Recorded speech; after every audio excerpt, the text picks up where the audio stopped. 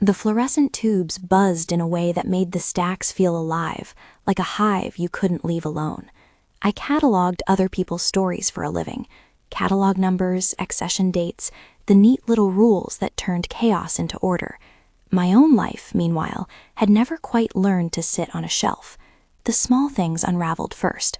A phone call I couldn't answer fast enough, a hospital name on a caller ID that made my hands go slick. And then, if I was unlucky, everything followed. It was after midnight, and the building smelled of paper and lemon cleaner. The air was cool against my wrists where I had pushed up my sleeves, and a shaft of streetlight cut across the reference desk, painting dust like constellations. People thought the library was a refuge because it had rules: whispering, no food, return by the due date. They didn't understand that rules are only useful if someone enforces them. Most nights, I enforced them alone. Emily's name flashed on my phone before I even read the message. The library phone chimed, an old, clinical sound that made my chest tighten, and I answered on the second ring because she didn't call unless the world had tilted in on her. "Soph," she said, voice close to breaking. "You need to get to St. Mary's, now." I remember the street outside as a smear of sodium light and a cold wind that smelled faintly of the river. The city at 2 in the morning is a different animal.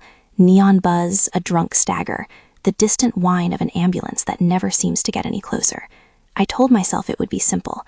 Bring a book, sit, wait, hold a hand.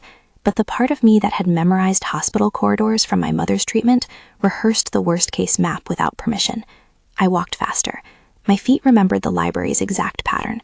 2 blocks to the left, a right past the bakery that stayed open all night, then a long drag of sidewalk beneath apartments with sagging fire escapes. Somewhere between the bakery and the church, a car slid past too close, its headlights painting the world raw. I heard steps behind me, the kind that didn't match mine.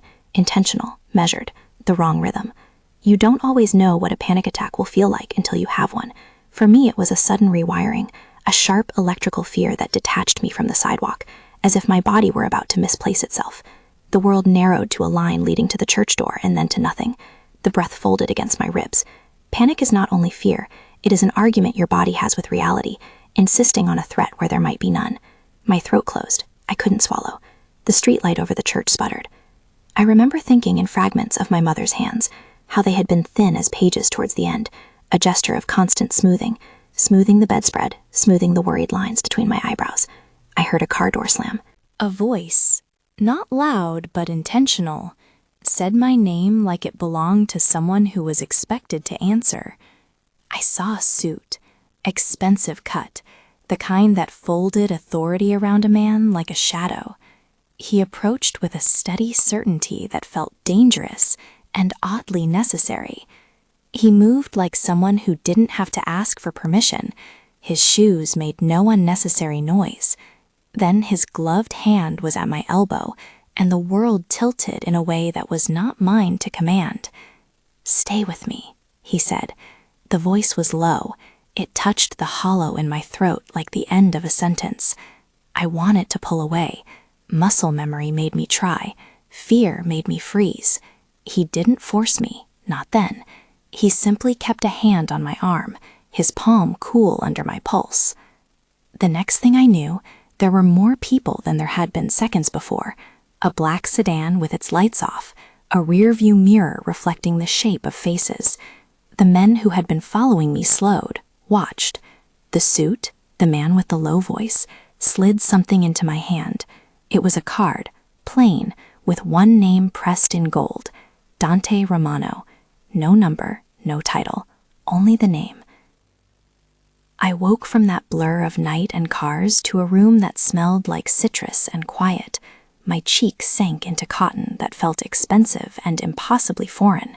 It wasn't the scratchy hotel cotton of my college nights, but Egyptian cotton so soft that my skin bought it a betrayal. Afternoon light cut through sheer curtains and painted the room in polite gold. I blinked, and my mouth tasted like pennies and rain. There was a portrait on the far wall, a man half turned away, captured in a moment between a smile and a command. A lacquered desk by the window held a stock of books, one of them a well-thumbed edition of a 19th century poetry collection whose spine was cracked in a way only readers recognize. I tried to sit up, and pain lanced the base of my skull. Memory was a snaggy sweater. I kept pulling at a thread and only made it worse. He entered without announcing himself. Dante Romano filled the threshold with the kind of presence that made you understand why people bent. He was not tall, but he was a kind of architecture. Broad shoulders, the scar that cut through his eyebrow like an old comma, a hand heavy with rings that didn't need to be noticed to insist on being. He wore a suit the color of fresh ink and a face that had spent its life practicing restraint. "You're awake," he said, the statement more observation than question. He didn't smile. When he looked at me, it wasn't pity, it was assessment. I tried to speak and my throat made a dry sound. "Where—" "You fainted on Wabash," he said. "We took you from the curb. You were—" he paused as if searching for a polite medical term. "Vulnerable." "Who are you?" My voice came out smaller than I'd hoped. The room was suddenly too bright. I felt the old fear like a shadow at my ankle. He didn't answer with the title the card suggested. "You may know my name already," he said, deliberately slow. "I am here because someone would rather you not be on a sidewalk at 2 a.m. The logical part of me wanted to reject him. The cataloger in me wanted to note the fact that I had been rescued, file it under anomalies, close the drawer, and move on. The part of me that had read too many endings where dependence was a setup for betrayal allowed itself to register gratitude. The hand that had steadied me in the street was still warm in my memory. A woman in a tailored blazer, James, as he would later be called, came in carrying a tray with a thermos and a small plate of crackers. He set it down with precise fingers and gave me a brief, respectful look. "You're safe," he said. The first half hour was an exercise in small, controlled revelations. They fed me chicken broth. They kept a chair nearby and sat as I shuffled the edges of the night back into narrative. Dante's voice moved around me like furniture, present, organized, immovable. "You were being watched," he said finally, as if that were the most ordinary sentence in the world. "For a while." It landed like a coin on tile. The notion of being watched translated into 1,000 unspoken things. Files, faces behind lenses, the invisible seam of someone's attention on my life for reasons I couldn't yet name. "Why?" I asked, though my voice did not believe the question could be answered. "Because someone wanted information," Dante said. "Because of who you are connected to." "Who am I connected to?" I asked, absurdly. My mother had been a nurse. None of her patients were likely to be worth watching. I had a job that involved stamps and overdue notices, not enemies. He slid a thin envelope across the nightstand. Inside, a clipping. The photograph was grainy, a hospital room. A woman whose face I recognized instantly. My mother, hair thin and pale, a ribbon pinned at her hospital gown. The caption was a polite ledger of gratitude. Romano Foundation funds new oncology wing at St. Mary's. My mother's name was there, spelled out with a seriousness I had not heard spoken aloud in years. I hadn't known she was a recipient of any foundation. My mother had been wary of accepting charity. Pride had been one of the last bright things she clutched. The paper's edges whispered at me as if they held secrets. My fingers trembled. The implication I couldn't yet say became a knot in my throat. Dante watched me read the clipping as if the motion itself were significant. "You owe him nothing," James said from the doorway. "He asked us to keep an eye on you. There was an agreement." "Who asked?" I pushed. The world had a way of softening the edges of the past when it suited people with power. I wanted the truth pared down to facts. "My mother," I said, the words tasting like an ache. I hadn't said them aloud in years. They were soft as confession. She was treated there." Dante's jaw tightened minutely. "She asked me to make sure you were watched after she—" He let the sentence rest. He was careful with the past, like one is careful with old glass. She thought someone would try to unmake what she didn't have the strength to finish herself. I had always believed I was left because my parents were incapable of staying. The factual ledger of abandonment left no margin for explanation. Now, the idea that someone had requested oversight felt both like relief and a new betrayal. If a stranger had promised to watch me, What else had been arranged without my consent? "You lied to me," I said before I could soften it. My voice carried more heat than I expected. "You were safer," he answered simply. "And there are times when not telling someone is the best way to protect them." The old librarian in me catalogued that sentence too. Not telling filed under ethical gray. Shelves shifted. The world had rearranged itself to accommodate new definitions of protection. He spent the afternoon outlining what they had seen. Shadowy figures in my neighborhood at odd hours, a man with a camera who loitered across from my building, a van that had been noted circling my block. They had footage, grainy but patient, that suggested professional surveillance rather than amateur curiosity. He spoke without melodrama, which made the facts feel heavier. Evidence laid flat, unadorned, became a kind of indictment. "Why me?" I asked again. "Why watch a librarian?" "Sometimes targets are chosen precisely because their lives are quiet," Dante said. "They are easier to read, easier to learn." He looked at me then, in a way that said what he could not find the words for. They had invested time, money, and risk on someone who had not consented to being studied. "You were never the point," he added. "You were the opening." I thought of doors and hinges. I thought of my mother's hands smoothing the hem of a pillow. Her voice clipped with exhaustion. A dizzying, maddening gratitude flared in my chest. Someone had been watching because of that woman. The gratitude was a complicated thing, like honey on a wound, sweet but sticky. They drove me home in a vehicle that smelled like cedar and cold leather. The city looked sharper from the window, as if its edges had been turned on purpose. The apartment I returned to had been touched. A new deadbolt, a chain on the door, a little black box on the counter that hummed with the promise of being connected to someone else. Marco, a man whose face I would come to recognize as an element of safety, moved through my place with efficient familiarity, replacing locks, adjusting the angle of a curtain. His sister, a soft-featured woman who introduced herself as Lucia, asked polite questions and packed my meager first aid kit into an upgraded version with a smile that didn't reach her eyes. When I left the library that evening, I had been alone in my tiny orbit. When I returned, strangers had crossed thresholds I had always kept neat with avoidance and habit. I had never consented to this domestic rearrangement of my life, and yet the bolts felt like a small, fragile mercy. A single bouquet arrived that week, left on the circulation desk between a stack of returned paperbacks and my coffee mug. The roses were black as an undertaker's gloves, wrapped in paper that smelled faintly of smoke. The card was small, stiff with intent. You were watching her long before you came for her. I held the card as if it might burn me. The library's fluorescent lights hummed like old insects, and the words on the card made the room tilt. Someone had sent a message, and the message was that I had a history people remembered, not fondly, but with a focus that made me feel like a specimen in a jar. Emily sat on the other side of the desk, a nervous energy compressed into fidgety fingers. Her face was pinched with a remorse that seemed to grow roots. "Sophia," she said, "I didn't want you to find out like this." She had been my companion through lunch shifts, my confidant through bad dates and worse career days. She had taught me to use too bright lipstick when the nights got long. To think she would be a vector for harm felt like a betrayal sharpened by intimacy. "Who sent the flowers?" I asked. The question was small but heavy. Her hands found each other and wrung. "It was Vincent Costa," she said, and there was a tremor in her voice that I had seen only once before, the night her father had been threatened over an overdue loan. "They're making him act on behalf of his family. I thought it would be small. I thought they'd leave me alone.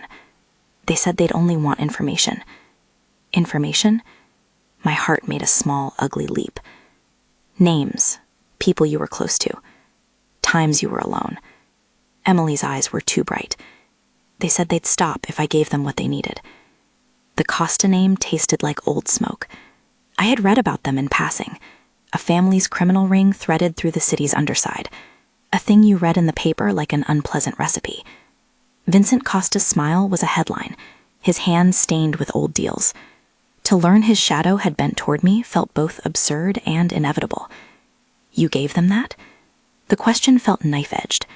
My voice had the brittle quality of china in a too-hot sink. She nodded. "I thought it would protect my brother. They took pictures, Soph. They made me tell them when you left, when you were at the hospital, what bus you took. They threatened me. They said they'd hurt him if I didn't comply. Betrayal has an anatomy. There are small bone-quiet acts, and there are those that break the ribs of trust. Emily's confession pressed at that chest. It explained the van, the loitering, the vanishing of a privacy I had always taken for granted. Yet it also revealed the way fear shapes people. I could see the reason in her terror. I could also feel my rage like a rising tide. "I should have told you," she said, voice raw. "Every time I saw you, I wanted to. But they'd watch me then, too. They'd catch me with my phone and they'd know. I thought I could control it." "You thought you could control the people who threatened your family by obeying them?" I said coldly. The sentence was both accusation and attempt at clarity. The world felt small and falsely logical. Apologies would not undo pictures, nor would promises unspool surveillance. Dante's name had not been in Emily's confessions. The Costas had their own reasons. But knowing that someone else had been watching me on behalf of another pocket of power made the world seem together in a way that felt claustrophobic. If there were two currents tugging at me, boyfriends of chaos who thrived on fear and control, I had stepped into the mesh between them. When I confronted Dante about Emily, he didn't look surprised. He sat across from me in the Foundation's Manhattan office, with a patience that felt like a knife wrapped in velvet. He explained that the Costas were opportunists, parasites who fed on threads of tension in other families' affairs. "They want leverage," he said. "If they can make your life unpredictable, they can force my hand. If they can embarrass me through association, they can damage something I have built. They use people's fears as currency." "You funded my mother's treatment," I said. The admission surprised me in its intensity. The knowledge that someone used power to perform a kindness for my mother should have been a balm.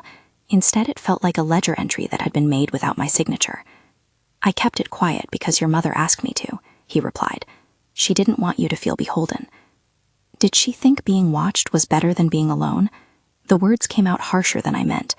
I imagined my mother, thin and decisive, bargaining with a man whose world held a different grammar of responsibility. He folded his hands and let the question hang. "She thought I would keep a promise," he said finally. "Promises are not always pretty." The thought that my mother's last wish had been someone else's watchful eyes filled me with a complex gratitude. It felt like being given a gift tied to a contract you hadn't read. There was a moral muddle to it, kindness performed by the hands of someone who kept secrets for a living. I decided reluctantly to accept Dante's protection, not because I trusted him entirely. Trust was a slow thing, a book you chose to live with after careful inspection, but because the alternative was to step back into the dark with knowledge that men with cameras and vans and dark alliances had spent time learning my rhythms. We worked out a set of boundaries that sounded legal but felt more like social negotiation. He kept his men at a respectful distance. Marco and Lucia came and went. Then, one morning, the library door chimed, and a man walked in with a stack of newspapers under his arm. He was a courier for a donation. His jacket smelled of rain. He left the papers with a curt nod. I noticed a headline as I processed returns. Romano Foundation announces citywide literacy grant. The photograph that accompanied the article showed Dante at a podium, smiling in a way that made him look less like a man used to being obeyed, and more like someone who had learned the gestures necessary for public gratitude. There was something else folded into the article, a mention of the Foundation's interest in supporting programs for people with anxiety disorders triggered by trauma. My name did not appear. My mother's did, briefly, as a patient helped by funding 2 years prior. The implication, volatile and improbable, was that the man who had rescued me did not seek only to shield me from danger.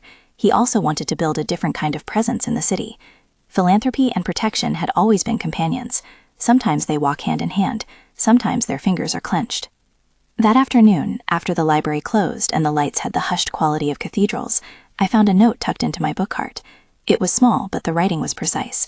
"You can live free and die alone, or live bound to protection and survive."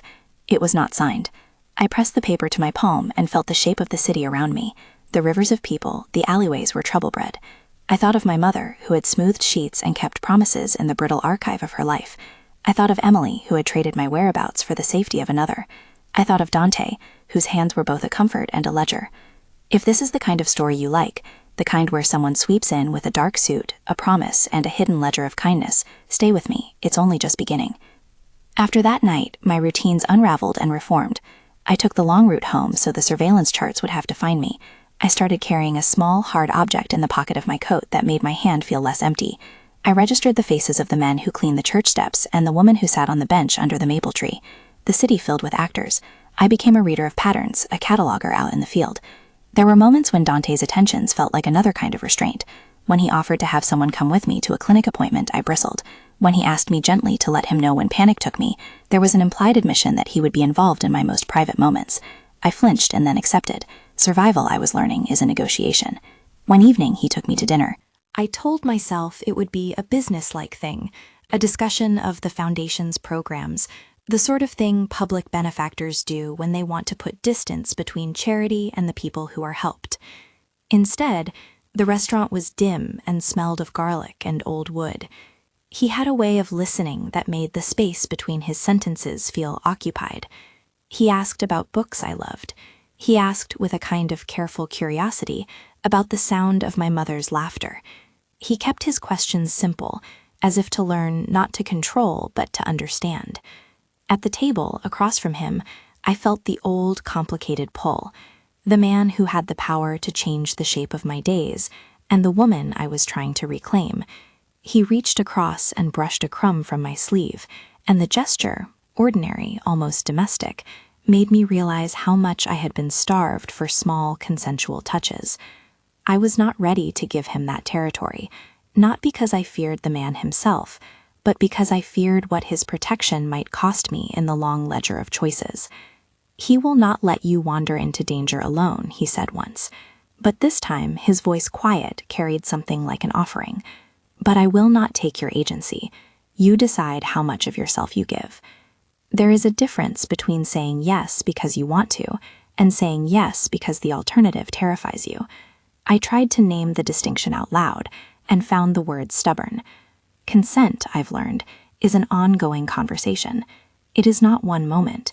It is the series of small decisions you make together, until they become the foundation of something else. Then the flowers arrived again. They were left at the library in the same place as before, but this time the card was different. The handwriting was deliberate, almost careful. "We know the promise. We will remind you." Danger, like a tide, returns in patterns. Someone was not satisfied by the knowledge that I had been watched. They wanted me to understand that the watching would continue until debts were paid or favors returned. The words threaded through my gut like cold wire. I had thought the locks and the boxes and the men with the polite eyes would make me safe. I had thought I could turn the key in the lock and close the chapter. But the message was clear. Safety was not a destination. It was a negotiation with the present. That night, sleep came in jagged slats. I dreamed of stacks of books collapsing, pages flurrying like birds, and my mother's hands fluttering in the air, smoothing nothing. In the dream, Dante's face hovered at the periphery. Not a rescuer, not a villain, but a man who had stepped into a life and folded it into his own design. Morning arrived with its usual ordinary karma. Light through curtains, a city rising like breath. Marco called to check in as he did most mornings, his voice steady in that way that made me imagine walls rather than hands. "You're managing?" he asked. "I am," I said, and partly I meant it. He told me there would be a discreet team canvassing the neighborhood. Lucia would keep an eye on the library for unusual visitors. The Romano Foundation would donate an extra sum to the library's security budget. Each action felt like a stitch sewn into the fabric of my days. They were practical, and they were calculated. They were also the kind of favors that accrue interest.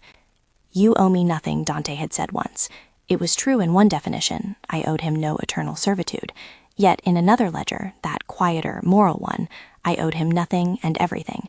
Gratitude for the life I had, anger for the secrecy that had bounded me, the slow reconciliation of being both saved and manipulated. A week later, I sat at my desk with a stack of returned novels and the feeling that the city had not yet finished deciding my fate.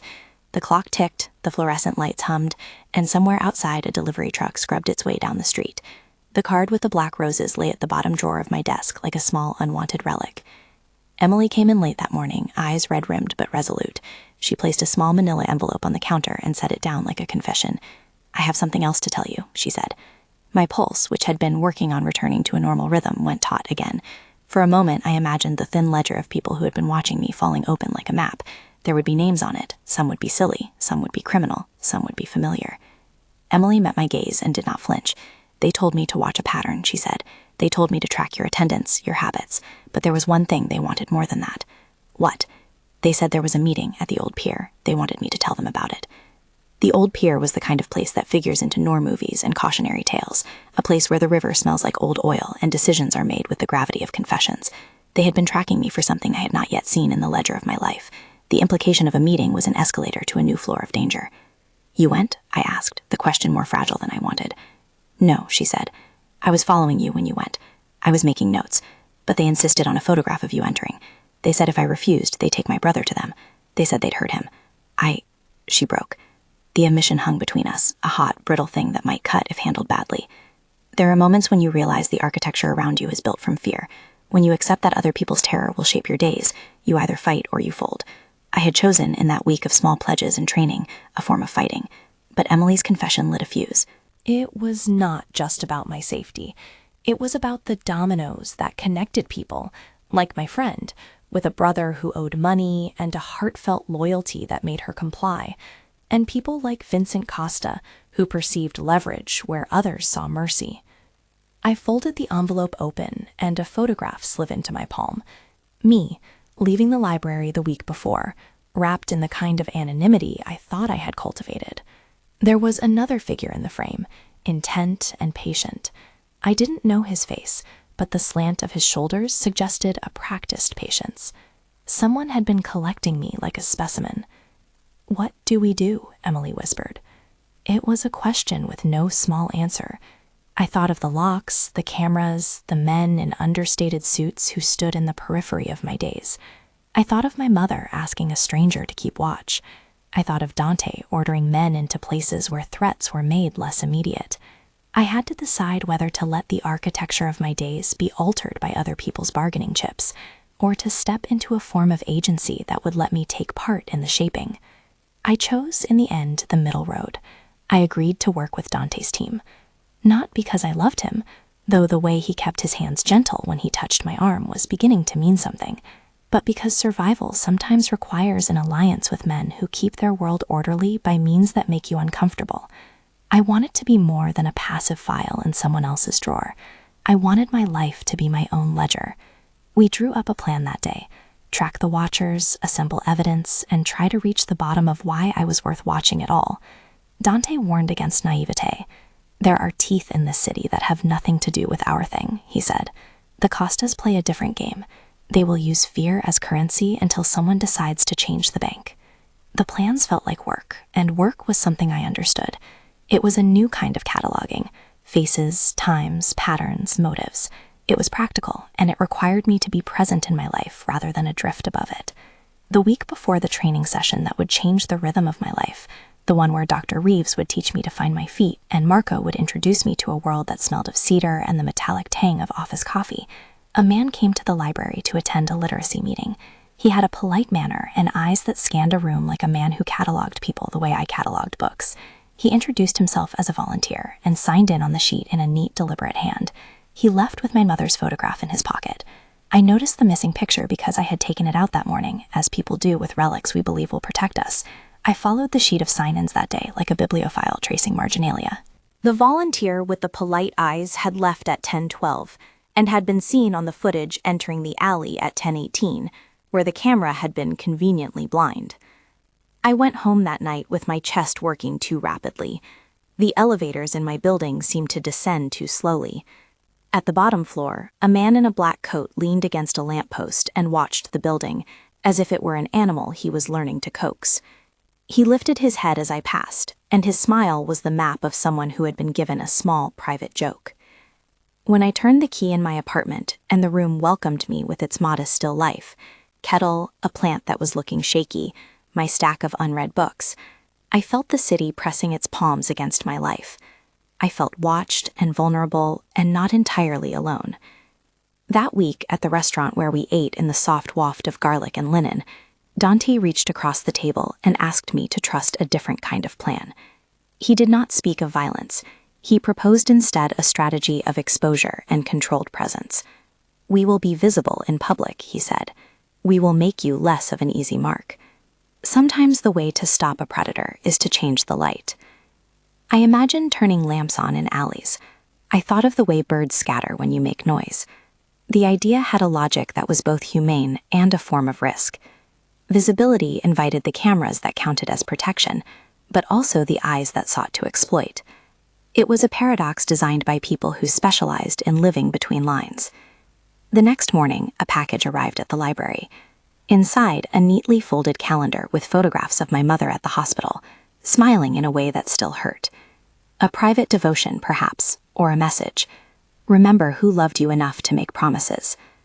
On the last page of the calendar, tucked like a corner note, was a single line written in a hand I thought I'd seen before. Some debts take time to settle. Keep your friends close, keep your enemies closer. The city, I was learning, never offered easy resolutions. It offered negotiations, accounts, and the business of living. The stacks were waiting for me the next day with their patient, folded stories. I had a job to do and a life that suddenly required more cataloging than I had ever expected. That evening, as I walked past the river with the lights of the city reflected like a spilled constellation, I held my phone and clicked open a message from Emily. She had written a single line that did not ask for forgiveness but sought it. "I'm sorry. I'm trying to make it right." And the man who had first touched the edge of my life with a gloved hand, Dante Romano, watched from a distance, arms folded, a silhouette that seemed to stand at the border between protector and proprietor. He had placed a hand in mine when I needed it, and I was beginning to see that he would ask me for things too. Small concessions, difficult loyalties, the surrender of naivete. I was not ready to give my life away in exchange for a safety that smelled of cedar and the polished click of polished shoes. But I wasn't going to hand over my life like a book without reading the margins. The days after that conversation folded into a rhythm that felt less like being watched and more like being accompanied, which is to say, less lonely and more complicated. I showed up to training sessions on mornings when the city still smelled like rain and the coffee tasted like a promise, and I learned to measure my breath like a ledger. Dr. Reeves taught me how to maim the avalanche before it took me. Chest tightness, a tunnel vision that erased the edges of the world, the way my fingers went numb first. She taught me to talk to the panic like it was a troublesome neighbor. Acknowledge it, set a boundary, do not invite it in for dinner. There was science in the exercises, yes, but there was also the small, stubborn faith of practice. Each time I came back from one of those sessions and closed my apartment door, the city felt slightly less like an accusation. Marco's lessons were different. He had the economy of someone who had watched other people survive terrible things and decided to buy houses for the parts of themselves that needed shelter. He taught me to notice how light had a room, what a fire escape could conceal, how the thread of someone's gait could tell you more than what they said. Not techniques, at least not the sort you could teach in a manual, but rhythms. Take note, make a plan, leave a space for escape in your mind, even if you never use it. He introduced me to Lucia in practical moments. Lucia who could sew a first aid kit shut so nothing essential fell out. Lucia who hummed under her breath and made ugly things small by naming them. Lucia and I passed gentle jokes about the absurdity of archival systems. She confessed to missing her brother's laugh when he called late from the factory. In small ways, the Romano household became less like a cell and more like a school. The training montage I'd once imagined in clipped cinematic sequences ended up being a collage of embarrassments and reluctant triumphs. I learned to ground myself with something as ordinary as pressing my heels into the floor until the room stopped spinning. I learned to make my hand into a fist and hold it against the palm of my other hand during moments when my breath wanted to run away. I practiced walking through crowded rooms so I didn't feel like a pinned insect. I flinched less at sudden noises. The victories were small: a lunch where I didn't excuse myself for a panic attack, a night at home where the weight in my chest eased by degrees. Each victory felt like a small, unlisted amendment to my life.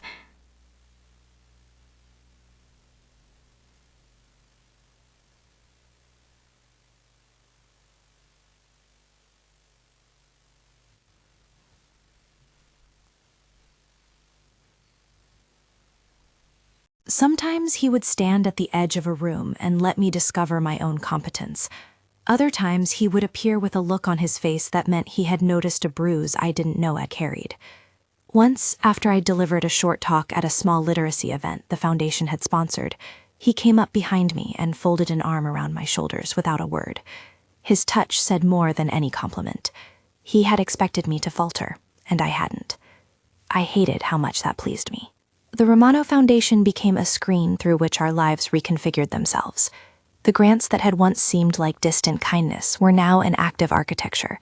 After-school reading rooms, support groups for people who lived with anxiety, a small fellowship for victims of domestic financial abuse who needed legal assistance. Dante insisted that the public work be real. He was not content with philanthropy as ornament. He hired real counselors, contracted with researchers, brought in literacy experts who made my spine feel steadier than I'd expected. He wanted legitimacy. He wanted to repair the ledger. Perhaps he wanted redemption. Perhaps he wanted something else entirely. Those were his margins to write in. Emily's path was messier. She showed up at odd hours, bearing groceries and apologies in equal measure. She offered small, clumsy reparations. She brought me the book I'd been looking for, a slim volume of poems my mother had loved. She arranged to volunteer at the library in the afternoons so I wouldn't be alone during closing. She told me things. Names, times, the color of the van that had once loitered across from my building, that helped build a picture of the people who had kept me under observation. She did not ask for absolution. Sometimes she would stand at the end of my desk and let her shoulders carry the weight of her guilt until it became part of the furniture. In time, she began to work with the foundation, first as a volunteer and then, tentatively, as an employee in a program that connected young people to job training. It was not a neat rehabilitation. It was work. And work has a way of teaching people how to be useful to themselves instead of instruments in someone else's hands. We constructed boundaries and negotiated them daily. Dante insisted on certain measures because he had spent his life understanding how small favors accrue into leverage. I insisted on being informed. There were arguments that tasted like rust. Him favoring protective opacity, me asking for agency. We hashed out a private code. No unannounced entries into my apartment. No surveillance that wasn't shared with me. A promise that his men would make themselves visible at times so we could truthfully say there was presence and not a shadowed mission. I kept my phone on me during the night and learned to let Marco's name show on the screen so there was accountability. When we began to make progress, when I could ride the bus home without checking every reflection for a face I recognized, there were small human moments that made the days feel less tactical. Dante took me to a quiet restaurant, as he'd once done, but the conversation that night was thinner in power and thicker in curiosity. He asked me about the books that shaped me, the ones I liked to recommend to people who told him they wanted to understand me. I told him about my mother's journal, the scar tissue of her handwriting I kept folded in the back of a book. He told me, with a softness he rarely let the world see, about a woman who had stolen his son's lunch when he was small, and how small mercies had a way of building a man. We kissed once with clear consent, in the pause between a heavy conversation and a shared joke. I remember the exact sound the fork made when it hit the lettuce on my plate, and the way Dante inhaled before he whispered if it was all right. I surprised myself by saying yes, then by saying no later. Consent in our little orbit became a verb, something we practiced and negotiated. My agency was always the leading clause. The Costa family, true to their nature, did not tire of leveraging fear. Vincent Costa escalated in the manner of a man who believed in pressure until the object gave. Messages arrived in thorns, a phone call to Emily that cut her off mid-sentence, a requisition of money that made a small local entrepreneur, someone who had once accepted a Romano Foundation check, wince. They wanted to make me valuable enough to force a reaction. If Dante was a ledger that offered advantages, they wanted to turn me into an instrument that could extract dues. One of their moves was brazen and public.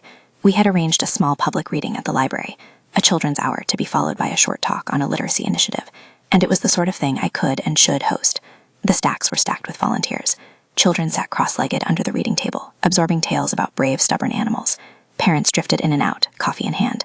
Emily was there, handing out bookmarks she had designed. Lucia and Marco had arranged a discreet presence.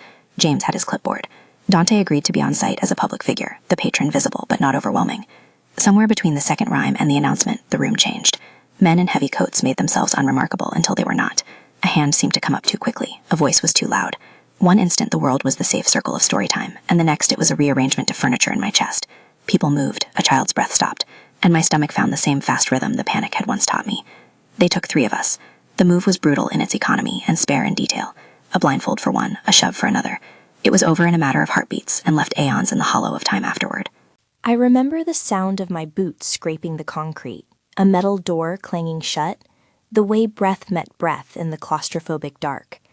We were moved quickly through a corridor that smelled of oil and old boxes until we emerged into a warehouse with a roof spidered with rafters and a single row of dirty windows. The lighting was the kind that makes color look exhausted. There were 4 captives, me, Emily, Lucia, Marco's sister, and a man who had been in the office of a community partner. The men who held us did not shout much. They did not need to. Their economy of motion meant our compliance.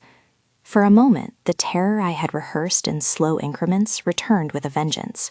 My breath shrunk, as it had the night on Wabash. Panic wants to be the whole thing. I had learned, though, to make it a part of something else. A signal, a tool, a thing to name. I breathed. It was not theatrical. It was a practiced shift to lower my shoulders and count the beat of my breath until it steadied my hands. I watched the warehouse like it was a book whose spine I could read. I named things out loud to myself. Support beam, crate, shadowed doorway. Naming made the world less inclined to swallow me. We tried to appear as small as possible at first. Emily murmured apologies to Lucia, who hugged herself and made small, brave jokes. The 3 of us were a constellation. Someone else's fear had knotted us together. The men who held us made demands to someone on a phone. The word Romano hung in the air with a weight like a coin dropped into a well. They wanted a trade, a ledger settled in the old language of threats. I did not sit and wait. It is the truth, and the only one I want recorded. I moved in ways that were quiet and considered, shifting weight so my arm could reach where the men did not expect it, whispering to the others pieces of what I had learned, pointing with my eyes to the places where light pooled and where it did not.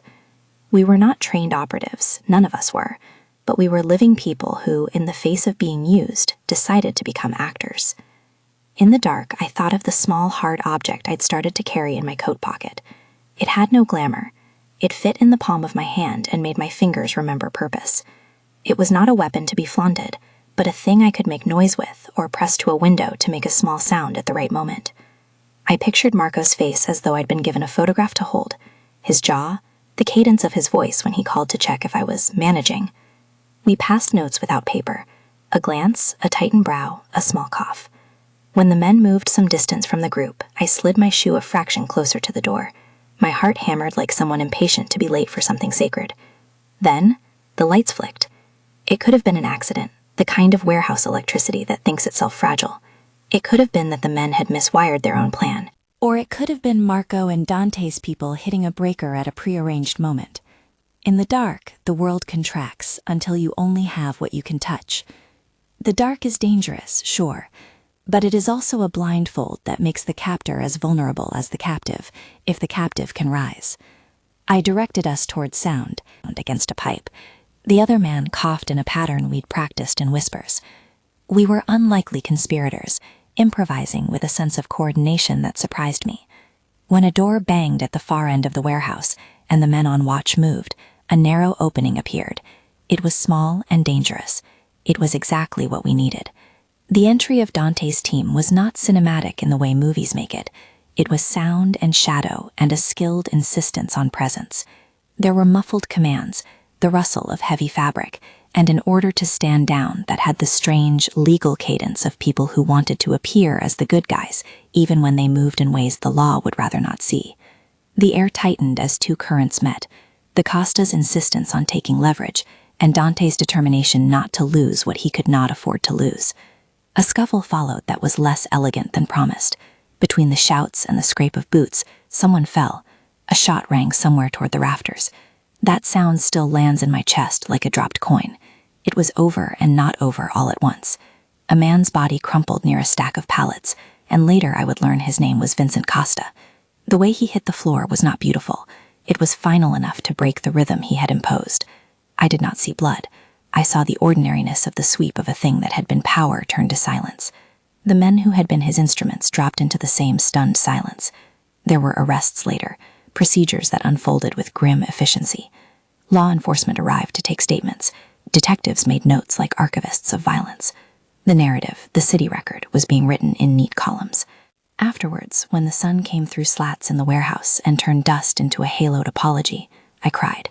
I cried with the soft, ragged grief of the people who had been close to being erased and were still impossibly themselves. I cried for my mother's hands smoothing sheets in memory. I cried for Emily, who had wept with a shedding that felt like making room, and for Lucia, who had sat on the cold concrete and let small breaths be the anchor. I cried because the rescue was not a perfect remedy. It was messy and costly and suffused with consequences. Dante's team dispersed with an efficiency that made me dizzy. Men who had hidden their faces learned my name. Marco's eyes found me in a way that asked forgiveness and gave an answer. He would keep us safe. Lucia held my hand like someone offering a ring of daily reassurance. Emily, in the grip of a kind of exhausted clarity, swore she would help undo the harm she had helped enable. The legal aftermath was not simple. There were arrests, trials where details slipped into evidence like moths into old closets. The Costas lost a footnote of their empire. Other elements in the city watched as a family's tent looked a little more threadbare. Dante faced scrutiny, as he always did, and complained graciously to the cameras and less graciously to his men. Some of his methods, helping supply evidence that led to arrests, had the flavor of gray morality that lawmen counted with a frown. Detectives who disliked the man nonetheless accepted the fruit of the work, and courts began to assemble the ledger of deeds and misdeeds. The Romano Foundation released statements about cooperation with local authorities. Prosecutors later called certain testimonies coordinated assistance. It was the kind of language that made clear lines blur without erasing them. I had to testify. It was a simple thing on paper and a volcano in the room. I sat in an interview room with a table so unadorned and a light so stark it had the honesty of hospitals. I recited sequences and provided names. I watched as the detective across from me made notes. He was the kind of man who had been on the force long enough to know how to be kind without smearing softness where it did not belong. Afterward, when the foundation staff wrapped me in practical care, I felt the shift. Documentation had made me more than a private person. It had lodged me in the city's official memory. People asked me afterward whether I had been traumatized. The honest answer is yes and no. The kind of grief you accumulate after being held at the edge of erasure is not a single item you can check. It is a series of ongoing adjustments to how you find sleep and how you hold a child's hand. In therapy, with a counselor who smelled like lavender and pragmatism, I learned to name the night terrors as echoes and not prophecies. I learned to let friends hold me without translating their presence into obligation. I let myself be inconveniently angry, which felt like one of the first real clarities. I had the right to be angry at the Costas, at the men who had coerced Emily, and yes, occasionally at Dante for all the things he had decided in my name. After the warehouse, Dante changed, in ways that were both visible and subtle. He tightened certain things. His men watched the peripheries more carefully. His foundation gave extra funding to community safety. But he also opened himself to scrutiny. He attended a hearing where a city council member asked pointed questions about his donations and whether they came with strings. He answered each question with the same machine-like patience, acknowledging mistakes without admitting crimes he had not committed in public. It was a performance of transparency, with margins that were by design still private. Emily's redemption arc was steady and practical.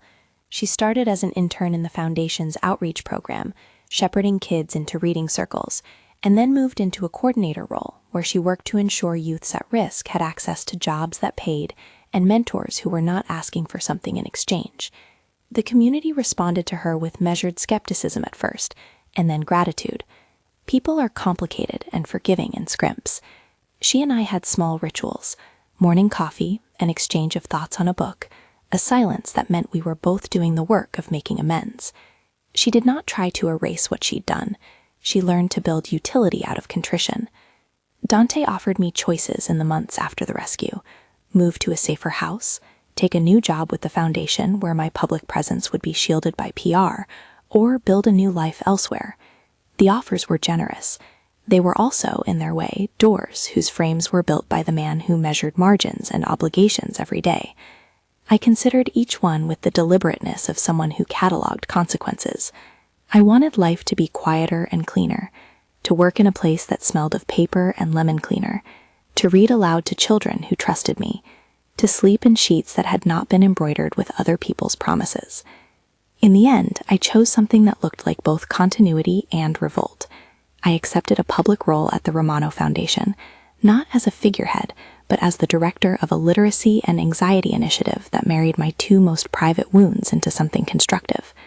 The program would partner with universities to study trauma-informed reading practices. It would fund legal assistance for people coerced into crimes by debt. It would put counselors in rooms beside the bookshelves instead of behind curtains. Dante could have insisted on appointing me to a decorative role. He did not. He offered me the keys to a program, and with them the obligation to run it honestly. Running the program meant I had to be seen.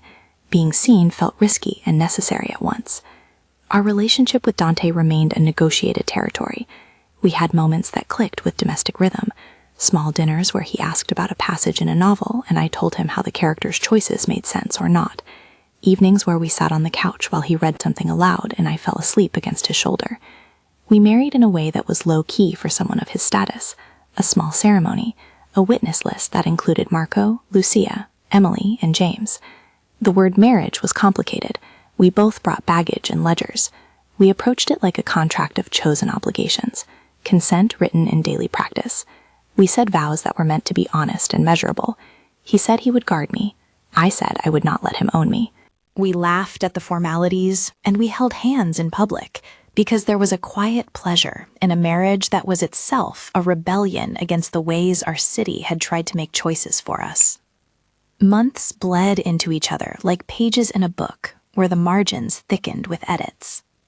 The Foundation's programs flourished in small, steady ways, reading rooms filled with kids whose parents brought gratitude and sometimes more complicated needs, volunteers who were earnest and messy, a research grant that funded a study into anxiety support integrated into literacy work. I stood at ribbon cuttings and felt slightly absurd, the cataloger who had become a project manager. I liked it. I liked the structure. I liked being one of the many hands that held the city's threads together. We did not pretend the Costa family had been erased completely. Power is like water. It finds insignificant crevices and seeps back in. Some of Vincent Costa's reach was diminished. Some of his lieutenants were arrested. Others remained, patient and waiting. We had no illusion that the world had been scrubbed clean. We had only the honest record of a life we could build now with more eyes watching in service, less in predation. Then, one cool morning, I found out I was pregnant. We had been cautious, reasonable, and not the kind of people to rush toward declarations without measurement. The news landed in me like a moth I had once thought too fragile to hold. It was both terrifying and indisputably tender. I went to the clinic and felt a thin, miraculous calm wash over me like the soft light through the library windows. Marco was at the door when I came out and pounded me in the shoulder with a grin like a child who'd found treasure. Lucia's laugh sounded the way bells do in the city when something real occurs. We told people in increments, like dropping coins into a fountain. Some were surprised, some offered counsel, some inevitably had opinions. I found the world suddenly full of advice and small kindnesses. Dante came to every appointment he could, his hand in mine, asking questions in the soft, practical way he'd learned to be gentle. He attended a prenatal class with a stiff humility that made me love him in a more ordinary way than any drama had. The epilogue of that period, what later would be written as our comeback or rescue story in the papers, was quieter than the headlines implied. The Romano Foundation expanded its programs slowly, deliberately, with audits and public reporting that irritated some and comforted others. We opened a community center that combined a library with counseling services and a workforce training hub. It had our names, but more importantly, it had rooms where kids could read without being asked to pay the price of their entertainment with fear. Emily ran one of the programs, now a woman who could look into a child's eyes and know she had once done wrong and chosen, publicly and privately, not to be a tool of harm. Our house, if it could be called that, was a source of small domestic revolutions. Dante, whose life had been a catalogue of control, learned the quiet bureaucracies of keeping a plant alive. I learned to fold a napkin the way he liked it. We argued about bills and vacations and which volunteer schedule made the most sense. He had less and less tolerance for the parts of his past that permitted leverage as a currency. He disbanded certain covert operations that existed only for leverage. He did not pretend the past could be erased. but he reallocated power into legitimate projects that could make real, measurable change. One morning, 14 months after the night the sky over Wabash had been a smear of sodium light, I sat in a room painted the color of quiet and read to a circle of children whose faces were a constellation of attention. A young mother who had been part of our anxiety program sat beside me, smiling. She had found work through our training hub. The community center hummed like a life that had chosen something else. My belly was rounded in a way that made me think of the circle of a book spine. I had the soft fatigue of someone who had made many marriages with the city, vows to do better, to be part of the stitches that hold a community together. Dante watched from the back of the room, arms folded like a guardian, and a man with a ledger who had decided to write with more mercy than before. Marco leaned in afterward and announced he had reserved a spot at a local preschool, which seemed to me an exquisitely practical kind of love. We had built a network of real help, legal aid for people coerced into criminal activity, job training for those whose families were drowning in debts, a counseling program that paired reading support with anxiety management. We created scholarships in my mother's name. We stood at ribbon-cutting ceremonies where cameras flashed and asked about budgets, and we answered with numbers and with faces we knew by name. The foundation published its accounts like a man willing to let the world inspect his margins. On a night when the city was slow and the stacks in my old library seemed to inhale and rest, I lay awake listening to the hum of fluorescent lights in my memory. Dante slept beside me, his hand finding mine without prompting, and I thought of all the hands that had touched my life. Emily's apology, Lucia's stitches, Marco's studying presence, James' tidy domestic care. I thought of the man who had first scooped me up in a gloved hand and given me a card with his name pressed in gold. I thought of my mother, whose last ledger had included a strange, powerful request that would alter the course of my life.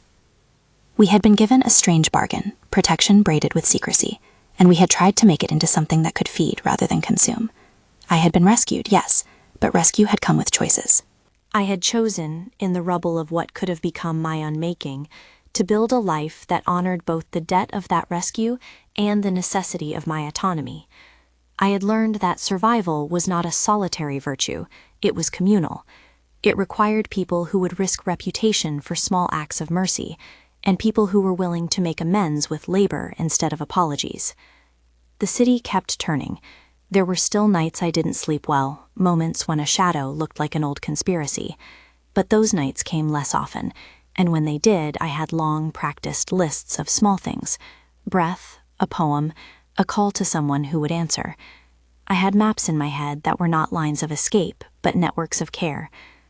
We named our child after the woman whose hands had smoothed the world for me.